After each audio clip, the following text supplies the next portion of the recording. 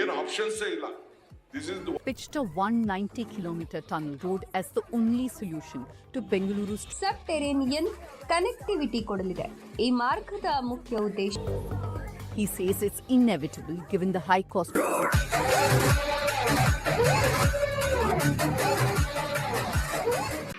ಅಧ್ಯಕ್ಷರೇ, ಈಗ ಬೇರೆ ಆಪ್ಷನ್ಸ್ ಇಲ್ಲ.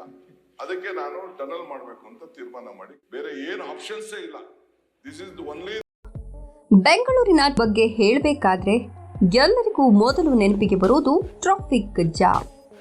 ಬೆಳಗಿನ ಆಫೀಸ್ ಟೈಮ್ನಿಂದ ಸಂಜೆ ಪೀಕ್ ಅವರ್ಸ್ವರೆಗೂ ಸಿಗ್ನಲ್ಗಳಿಂದ ಬರುವ ಕಿಕ್ಕಿರಿದ ವಾಹನಗಳು ನಗರದ ದಿನಚರಿಯ ಭಾಗವಾಗಿಬಿಟ್ಟಿವೆ. ಇದೇ ಟ್ರಾಫಿಕ್ ಸಮಸ್ಯೆಗೆ ಪರಿಹಾರ ಹುಡುಕಲು ಬೆಂಗಳೂರಿನಲ್ಲಿ ಮೊಟ್ಟ ಮೊದಲ ಬಾರಿಗೆ ಟನಲ್ ರೋಡ್ ಪ್ರಾಜೆಕ್ಟ್ನ ಆಲೋಚನೆ ಬಂತು. ಇದು ಸಾಮಾನ್ಯ ಅಂಡರ್ ಪಾಸ್ ಅಲ್ಲ, ಸಂಪೂರ್ಣ ಅಂತಾರಾಷ್ಟ್ರೀಯ ಮಟ್ಟದ ಭೂಗರ್ಭ ಮಾರ್ಗ. ಈ ಟನಲ್ ರೋಡ್ ಯೋಜನೆ ಕೇಂದ್ರ ಸರ್ಕಾರದ ಬೆಂಬಲದೊಂದಿಗೆ ಬೃಹತ್ ಬೆಂಗಳೂರು ಮಹಾನಗರ ಪಾಲಿಕೆ ಮತ್ತು KRDCL Karnataka road development corporation limited ಸಹಯೋಗದಲ್ಲಿ ಮುಂದುವರಿತಿದೆ. ಈಗ ಬೇರೆ ಆಪ್ಷನ್ಸ್ ಇಲ್ಲ.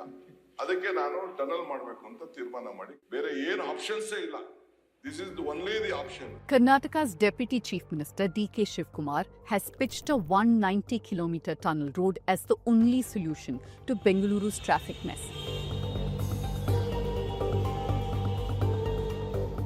He says it's inevitable given the high cost of land acquisition for road widening.